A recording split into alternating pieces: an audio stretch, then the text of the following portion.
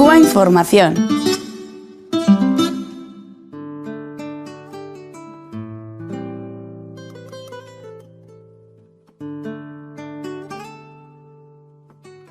Va mucha gente todavía, gente buena, gente con buenos sentimientos, pero llegaron a creerse lo que el gobierno de Estados Unidos creó en la época del 65, cuando el Che Guevara desaparece de la vida pública del pueblo cubano.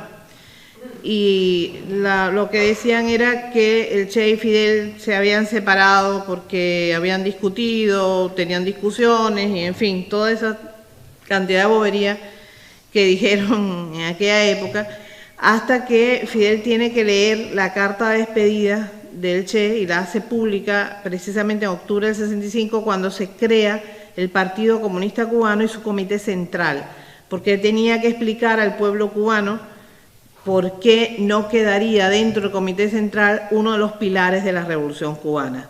Entonces, es por eso simplemente que él tiene que leer la carta de despedida. Todo esto durante muchos años se manipuló, y les digo de verdad que gente que uno sabe que tiene buenos sentimientos, pero se deja llevar por ese tipo de desinformación. Pero hay cosas claves que tienen que siempre pensar, es decir, el Che Guevara, si hubiera tenido problemas reales con Fidel, no nos hubiera dejado a sus hijos y a su mujer en Cuba. ¿Cómo iba a dejarnos entonces en un lugar donde no teníamos ningún tipo de seguridad o de cariño o de afecto? No era posible para él hacer eso. Pero además, ustedes vieron la carta de despedida, ustedes la escucharon o la conocen y saben que él realmente reconoce a Fidel como su jefe, su guía, su maestro. Esto comienza precisamente en México, cuando él se une a este tipo de guerrillas que Fidel estaba ya preparando, es decir, estaba la expedición del Granma. El Che entra porque había conocido a uno de los compañeros del asalto al cuartel Moncada cuando él estaba en Guatemala. Y cuando llega a México, expulsado de Guatemala, porque ustedes saben que era la revolución de Arbenz, Estados Unidos interviene, es Guatemala, hay una revolución y el presidente intenta hacer una reforma agraria. Cuando intenta hacer una reforma agraria en Guatemala, cuyas mejores tierras pertenecían a las compañías de frutas de Estados Unidos, y sobre todo las bananas de creación de plátano, pues inmediatamente el gobierno de Estados Unidos se siente afectado y crea una invasión contra esa revolución y la aplasta, la desaparece. Y el Che estaba, bueno, todavía no era Che, en ese momento era todavía Ernesto Guevara, estaba allí en Guatemala y tiene esa experiencia, ¿verdad? Tiene que meterse en una embajada, bueno, lo sacan del país y va a parar a México. Y en México, a través de esta información que él tenía de los asaltantes al cuartel Moncada en Guatemala, conoce a Raúl una noche. Y Raúl se lo presenta a Fidel, a su hermano, se lo presenta y esa misma noche hablaron Fidel y el Che, bueno, Ernesto todavía, y allí se comienza una amistad entrañable, un respeto extraordinario entre los tres personajes, no solamente entre Fidel y mi papá, sino también entre Raúl y el Che. Y además, las anécdotas que Raúl cuenta son muy simpáticas porque en esa época Raúl era más joven que ellos dos. Mi papá estaba trabajando en el Hospital Nacional de México y tenía una investigación sobre las gatas, es decir, tenía que operar una gata, sacarle un pedazo de intestino y en un suero fisiológico poner ese intestino y probar alergenos para ver las alergias digestivas, que todavía hoy nos cuesta trabajo a los alergistas trabajar con eso. En esa época él estaba haciendo ya esa investigación y el que le cazaba las gatas por la noche era Raúl Castro. Entonces él Raúl cuenta que sí, él le cazaba las gatas, se las llevaba, pero después veía que las gatas se morían y que mi papá no lograba dar pie con bola con las gatas y se le moría. Y Raúl le dijo, bueno, tú serás el médico de la expedición, pero a mí no me vas a poner un dedo encima nunca. Y lo cumplió. Realmente lo cumplió, no se dejó tratar por el Che nunca. Pero les digo porque a veces estas cosas aparecen en las prensa, aparecen informaciones tan diferentes a la realidad. En un momento determinado yo tuve que escribir un prólogo de un libro de mi papá que se llama Pasaje de la Guerra Revolucionaria Congo. Y cuando voy a escribir el prólogo encontramos una carta que Fidel le hace a papi para que regrese a Cuba. Como ya Fidel había sido obligado por las circunstancias a leer la carta de despedida, mi papá no quería regresar a Cuba. Ya, a pesar de que tienen que salir del Congo, él ya se ha despedido oficialmente, el pueblo cubano no quiere volver a pasar por eso, entonces no quiere regresar.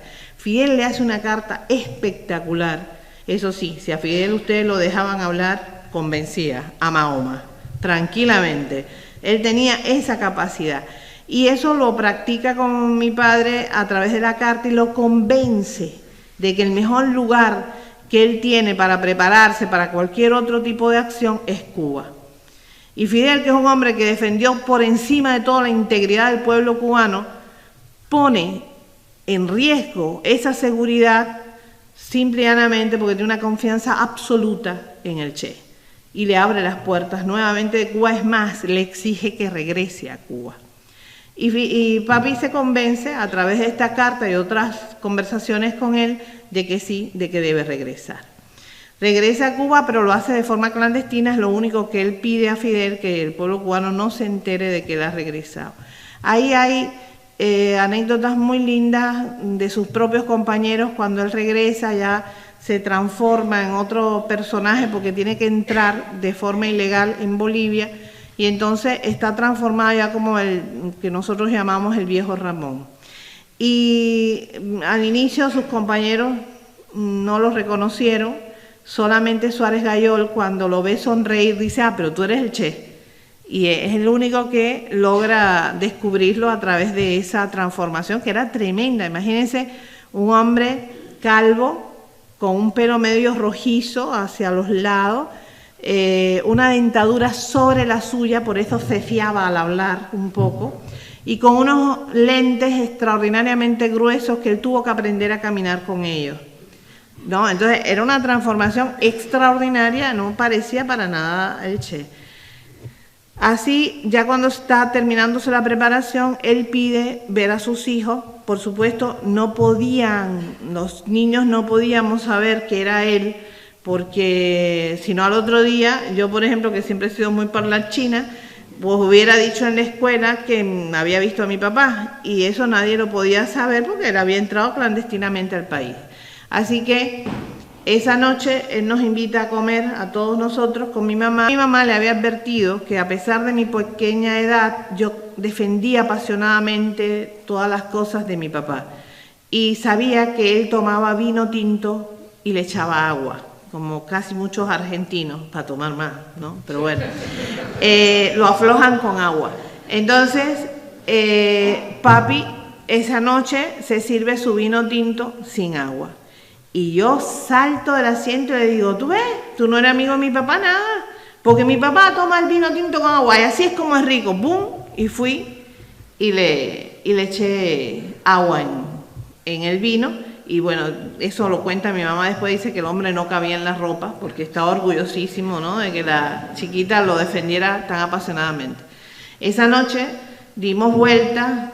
Corriendo, había una serie de los mambises, que son el Ejército Libertador Cubano contra los españoles, y estaba Nacho Verdesia y qué sé yo, y yo me caí, me di un golpe tremendo en la cabeza con una mesa de mármol rosada, que nunca se me olvida el color porque el chichón fue extraordinario, y él me toma en sus brazos, es decir, no solamente es mi papá, sino que es médico, todas esas cosas, y yo acabo de cenar, una niña pequeña, o sea, un golpe en la cabeza de esa magnitud, es seria la cosa, hay que vigilarla, hay que verla.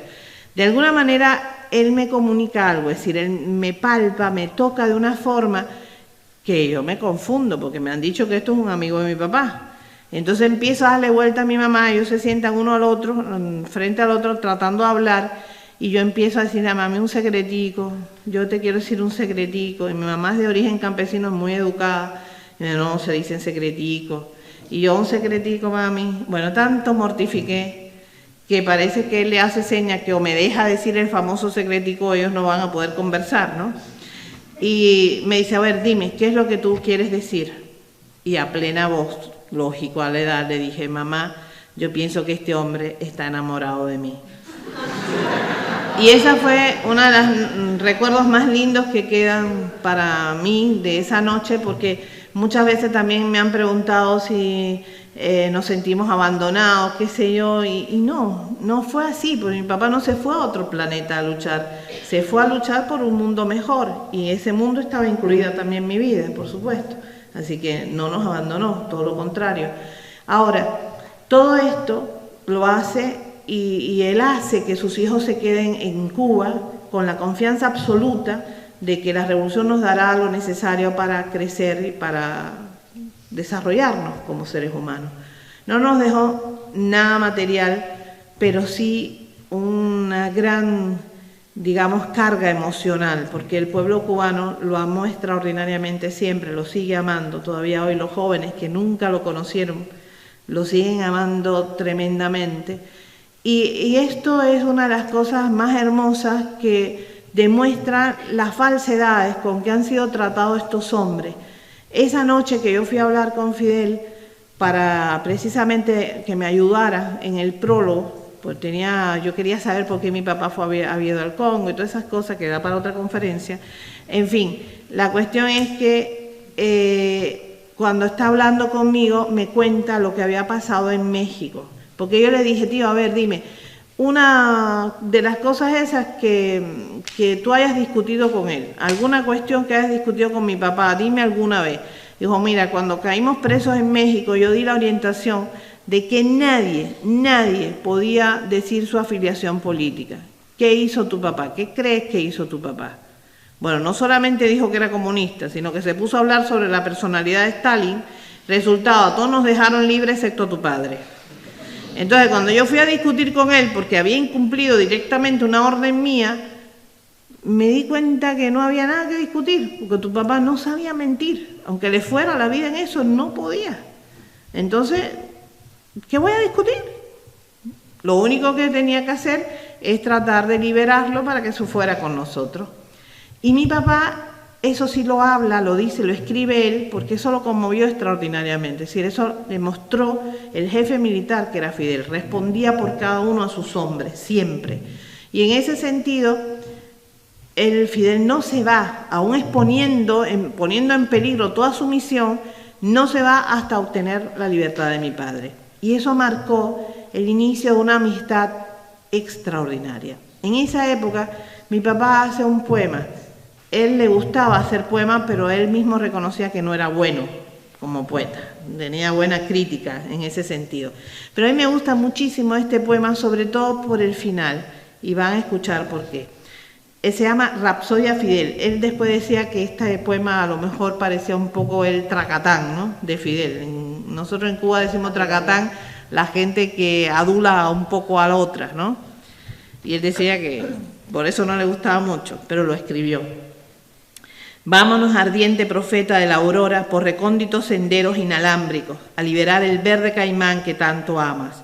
Vámonos, derrotando afrentas con la frente plena de martianas estrellas insurrectas. Juremos lograr el triunfo o encontrar la muerte. Cuando suene el primer disparo y se despierte en virginal asombro la manigua entera, allí a tu lado, serenos combatientes, nos tendrás. Cuando tu voz derrame hacia los cuatro vientos, reforma agraria, justicia, pan, libertad, allí a tu lado, con idénticos acentos, nos tendrás. Y cuando llegue el final de la jornada, la sanitaria operación contra el tirano, allí a tu lado, aguardando la postrer batalla, nos tendrás. El día que la fiera se lame el flanco herido, donde el dardo nacionalizador le dé, allí a tu lado, con el corazón altivo, nos tendrás. No pienses que pueden menguar nuestra entereza las decoradas pulgas armadas de regalo. Pedimos un fusil, sus balas y una peña, nada más. Y si en nuestro camino se interpone el hierro, Pedimos un sudario de cubanas lágrimas para que se cubran los guerrilleros huesos en el tránsito a la historia americana. Nada más. Y eso fue lo que mi pueblo les regaló.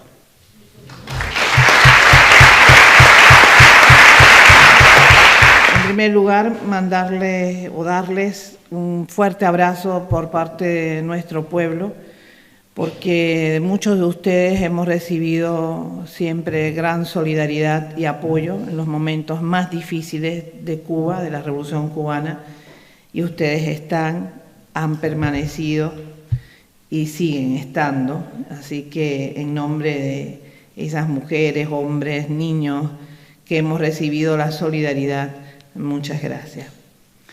Hay cosas que nos unen e identifican como pueblos, otras muy diferentes. Y quizás de esas diferencias nos podemos nutrir para buscar lo mejor de nuestra gente. Venimos de un país que este año cumplió ya 58 primaveras de revolución, empezamos los 59 años prácticamente, pero no de una revolución cualquiera, sino de la primera revolución socialista de América. ¿Se imaginan ustedes lo que esto representa?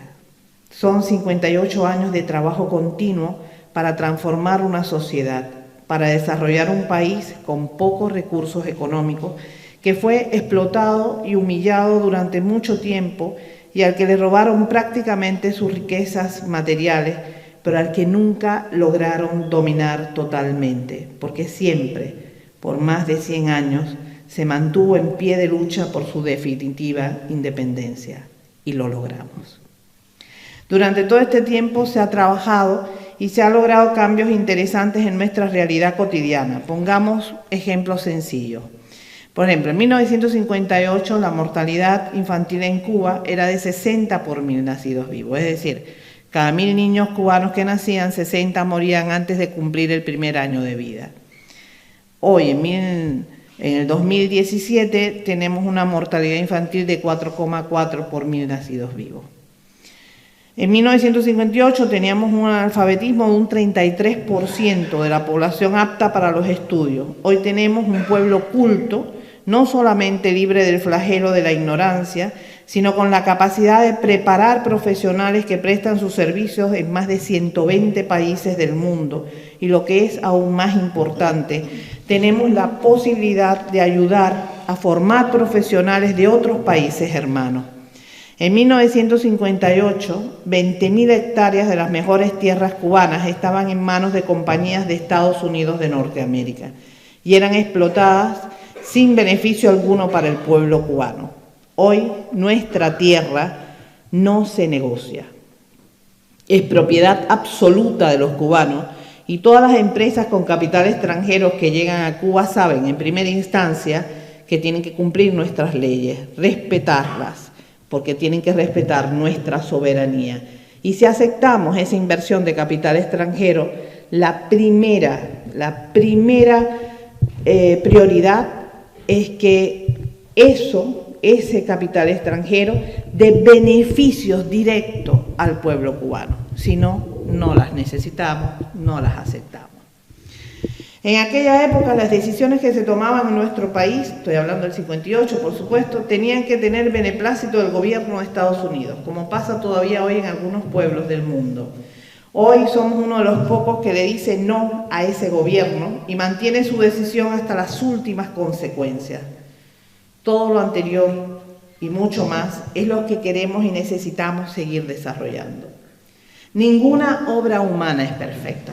Por tanto, la Revolución Cubana comete errores todos los días, es cierto, están hechas por hombres y por mujeres. Ahora, solamente los que estamos allí, solamente los que seguimos trabajando para perfeccionar nuestra sociedad, tenemos el derecho de corregir esos errores, de aprender de esos errores y de seguir creciendo. En realidad, tenemos algo que hemos aprendido durante todos estos años que es muy importante, y es que nosotros somos hijos de la solidaridad. Por tanto, es un pueblo que ha desarrollado desde siempre esa cultura.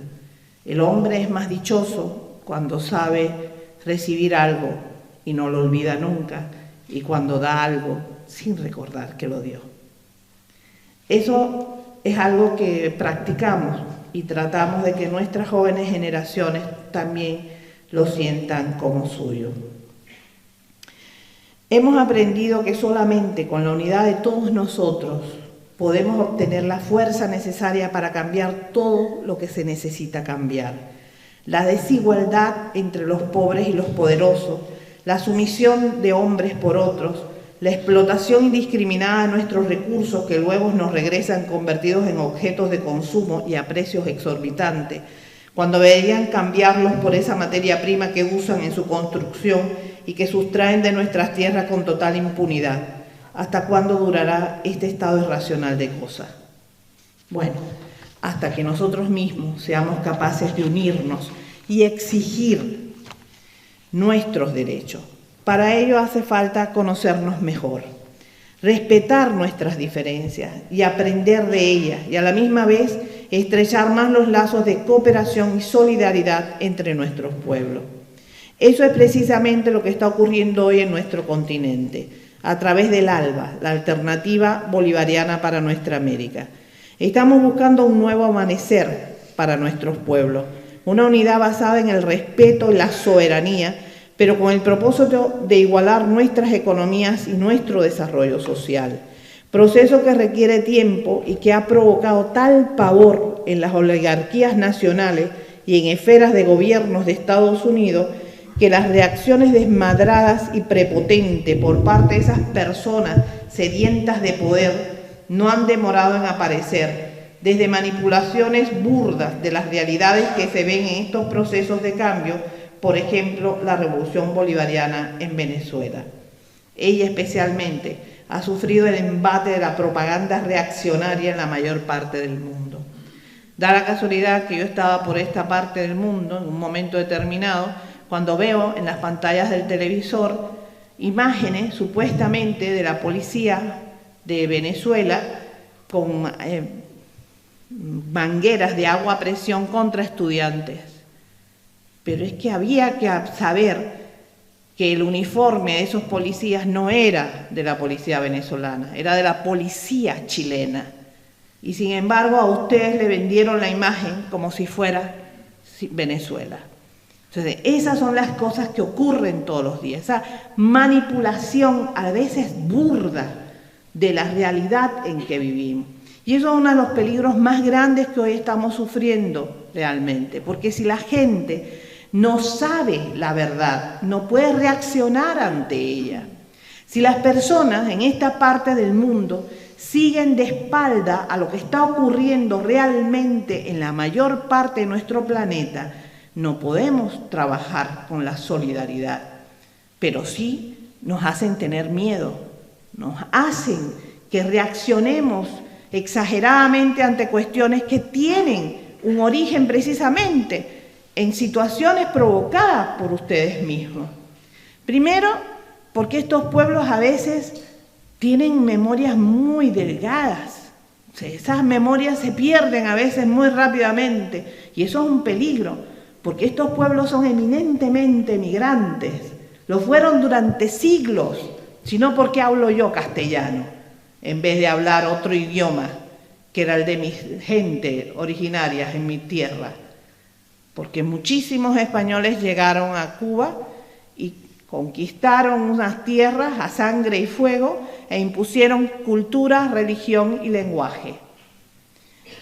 Pero lo hicieron muchas personas de estas partes de Europa que no tenían nada que comer en ese momento acá y que tenían necesidad de sobrevivir y se fueron a buscar un poquito de vida a la otra parte del mundo. Se fueron por necesidad, porque a nadie le gusta dejar su terruño, a nadie le gusta dejar su pedacito de tierra. Se fueron con el deseo de hacer algún tipo de riqueza y de regresar nuevamente. Pero eso es emigración, eso es lo mismo que hoy está sufriendo gran parte de la humanidad. ¿Cómo podemos frenar estas cosas? Bueno, en primer lugar, exigiendo que los gobiernos europeos dejen de mantener económicamente a los terroristas que provocan ese tipo de guerras en el Medio Oriente. Eso sería una medida extraordinaria. En otro lugar, también podríamos pensar que podríamos provocar proyectos de desarrollo económico-social de donde vienen esas emigraciones, porque si esa gente tiene trabajo digno, vida digna, ¿por qué se va a ir de sus tierras? ¿Para qué? Si ahí son reyes, ahí son dueños de su destino, aquí son prácticamente a veces siervos, esclavos, otra vez. ¿Por qué van a dejar sus cosas? ¿Para qué? Porque no tienen cómo vivir, no tienen qué comer y la gente busca la necesidad de sobrevivir.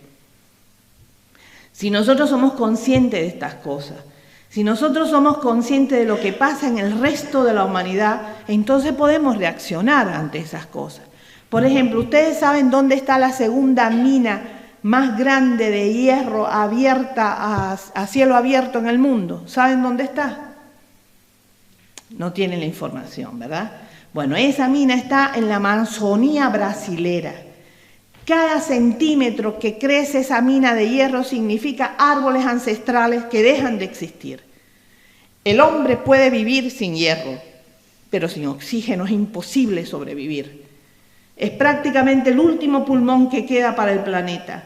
Lo estamos destruyendo y no reaccionamos ante esas cosas.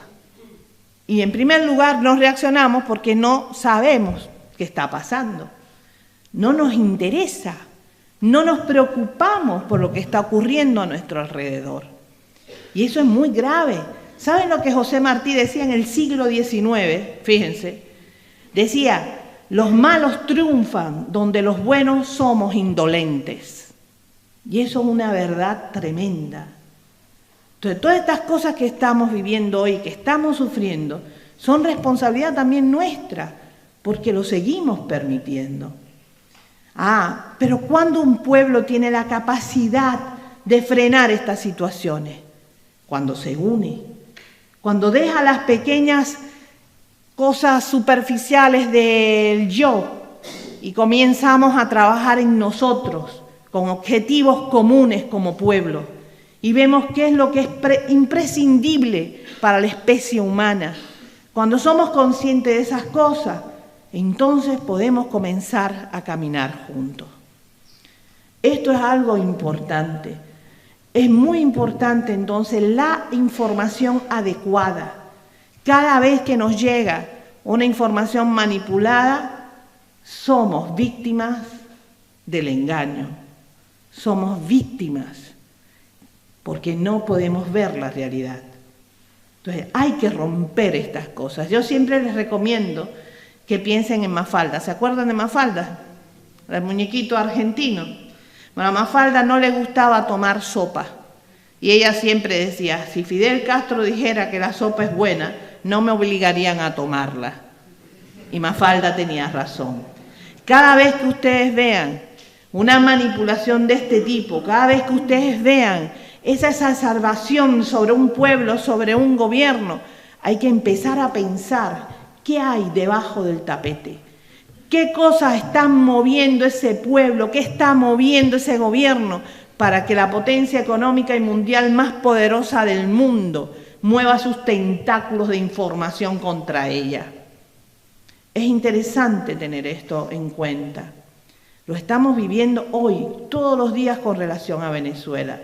Yo recuerdo que hace algunos años, estando yo en Zaragoza, tenía que ver al ministro de Salud de la región. Y cuando voy a ver al señor, lo primero que me dice, el saludo que me hace es, Chávez es un tirano. Digo, ¿cómo? Un momentico, yo creo que usted se ha equivocado, yo soy cubana. Sí, pero Chávez es un tirano. Digo, ¿usted lo conoce personalmente? No, no lo conozco. ¿Y entonces por qué tiene su opinión de Chávez? Porque todos los días la prensa lo está aclarando y lo está demostrando. No me diga. ¿Cuántos años la prensa española lleva diciendo barbaridades de mi país? ¿Cuánto? ¿Y usted las cree? Entonces, si usted está hablando conmigo, que soy una mujer cubana, y ha sido tan mal informado con relación a Cuba, ¿no puede estar sucediendo lo mismo con relación a Venezuela? Piense. ¿Cuál es el objetivo? Venezuela prácticamente regalaba su petróleo a Estados Unidos. Le costaba a los gringos comprar el petróleo entre 5 a 7 dólares el barril de petróleo. Imagínense ustedes, ahora lo tienen que pagar al precio del mercado internacional. El país más consumidor de petróleo del planeta. ¿Cómo le asienta esto a su economía interna? Es un hueco, ¿verdad? Pero ¿por qué Venezuela tiene que hacer esto? ¿Por qué? Porque de alguna manera nosotros tenemos que ser dueños de lo que producimos. Si no somos dueños de lo que producimos, no podemos cambiar nuestra realidad. ¿De dónde sacamos el dinero? ¿De dónde? Nadie nos va a dar el dinero para hacer un pueblo con una educación totalmente gratuita, una salud totalmente gratuita. ¿Saben por qué no? Porque ustedes que han tenido esos logros durante siglos, hoy los están perdiendo a pasos agigantados y no reaccionan. Entonces, ¿de dónde vamos a sacar nosotros el dinero para hacer un mundo mejor? Tenemos que ser dueños de lo que producimos. Tenemos que nacionalizar nuestra riqueza. Tenemos que aprender a dar beneficio de nuestras cosas al pueblo que tenemos. Y eso es costoso, es muy costoso porque estamos lastimando intereses foráneos, intereses de las grandes compañías internacionales. Y eso es un pecado mortal. Por ejemplo, ¿por qué Cuba hoy sigue bloqueada por Estados Unidos? ¿Por qué? La prensa europea ya dijo que se había caído el último muro, que yo me preguntaba de qué muro estará hablando, ¿no? Sería interesante preguntarle a los periodistas cuál es el muro, porque si es del bloqueo, querido, estás adelantado a los hechos. Ojalá tuvieras razón, ojalá, pero no es así. El bloqueo sigue y cada vez más cruel, cada vez más duro. Y le pongo un ejemplo, porque hablar de bloqueo es fácil, pero vivirlo es diferente. Una niña de 8 meses, que me toca a mí de cerca, en mi hospital donde yo trabajo, tenía un sangramiento digestivo alto. El medicamento específico para aliviar a esta bebé de 8 meses de nacida es de una patente de Estados Unidos de Norteamérica. Desgraciadamente, de los 10 medicamentos nuevos que surgen en el mundo, 8 le pertenecen a patentes de Estados Unidos. ¿Qué hacer? Cuba tiene el dinero para comprar el medicamento. Nadie nos oferta el medicamento. Nadie oferta el medicamento. ¿Por qué? Porque la ley Helms-Burton, dentro de la ley del bloqueo, dice que si una empresa le vende a Cuba un medicamento que tenga componentes, cualquier componente estadounidense, o es producido por ellos, la empresa puede ser sancionada entre 5 a 10 millones de dólares. O, si no tiene capital de Estados Unidos, ese producto de la empresa no se podrá vender nunca más en el mercado de Estados Unidos de Norteamérica. Piensen la diferencia, nosotros somos apenas 11 millones de habitantes, Estados Unidos son más de 45 millones de habitantes, entonces, de 200 millones de habitantes. Entonces, piensen en la diferencia abismal. ¿Qué empresa se va a arriesgar a comerciar con nosotros dejando a Estados Unidos de lado? Una niña de 8 meses de nacida estaba condenada a morir por el único hecho de haber nacido en Cuba. ¿Y por qué nos condenan? ¿Por qué? Inicialmente ellos decían que nos bloquearon porque somos amigos de los países socialistas de la Unión Soviética. Bien, la Unión Soviética desapareció, nosotros no. Ahora, ¿por qué nos siguen bloqueando? Y bueno, porque Cuba tenía acciones con ayuda a movimientos revolucionarios en otras partes del mundo. Bueno, cuando las relaciones diplomáticas con Cuba se hicieron normales con los otros países, nosotros respetamos las normas internacionales y nunca más tuvimos nada que ver en este tipo de acción porque no podíamos, teníamos que cumplir las normas establecidas. ¿Y ahora por qué nos siguen bloqueando? Ah, bueno, nos pusieron en la lista de países terroristas. A Cuba, a un país que ayuda a miles de hombres y mujeres en el mundo, Estados Unidos de Norteamérica se atrevió a ponernos en la lista de países terroristas. Bueno, nos acaban de quitar de la lista de países terroristas. Ahora, ¿por qué mantienen el bloqueo? ¿Cuál es la situación? ¿Cuál es la justificación para mantener ese bloqueo criminal? No hay ninguna. No hay ninguna justificación contra eso. No la hay. Pero, sin embargo, ellos mantienen el bloqueo. Naciones Unidas hace más de 20 años, anualmente, hace una votación en contra del bloqueo. Hasta Europa, con su voto único con relación a Cuba, se ponía de acuerdo para decir no al bloqueo. Hasta Europa decía no, pero Estados Unidos decía sí, Israel decía sí, y era suficiente para que el bloqueo siguiera. Porque nadie, ningún otro gobierno del mundo es capaz de condenar a Estados Unidos. Nadie les retira a Estados Unidos los negocios porque sea criminal de un pueblo como el nuestro. Nadie hace eso. ¿Saben por qué? Porque esa supuesta democracia de que se habla mucho, que viene de la palabra demos, que es griega, que significa poder de pueblo, no existe, no es real. Esa democracia no está palpable, porque cuando ustedes salieron a las calles a decir no a la guerra, por ejemplo en Afganistán, sus gobiernos mandaron tropas a esas guerras. ¿Dónde está ese poder de pueblo? ¿Dónde está esa democracia? Democracia significa igualdad de derechos para todos en un país. ¿Cómo puede haber igualdad de derechos cuando se condena a un ciudadano a 10 años de privación de libertad por matar un animal que está en veda, y a los amigos del rey que robaron más de 200 millones de euros ni siquiera tocaron el juzgado? ¿Dónde está esa situación de derecho? ¿Dónde está esa igualdad? ¿Dónde está esa democracia?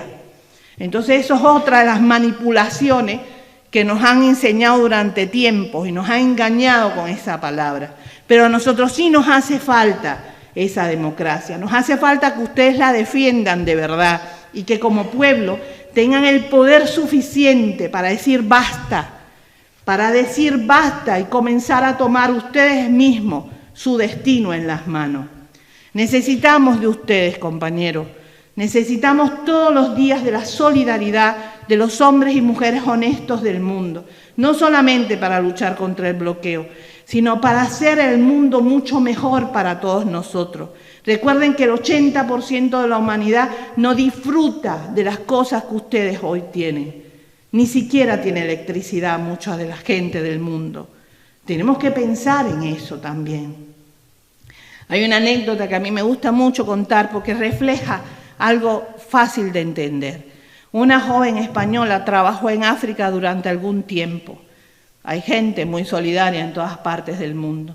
Y esa joven hizo rapport con las africanas, con las mujeres con que trabajaba. Cuando ella ya se estaba retirando, una africana le dijo: ¿tú eres casada? Y la española le dijo: yo casada no, todavía ni pienso en eso. Ah, ¿tú tienes una casa? Ah, no, yo tengo un apartamento que alquilo, pero no soy propietaria de la casa. Ah, ¿tú tienes una vaca? Y la española mira muy seria, que yo quiero una vaca. La africana muy seriamente la mira muy triste y le dice: qué pobre eres.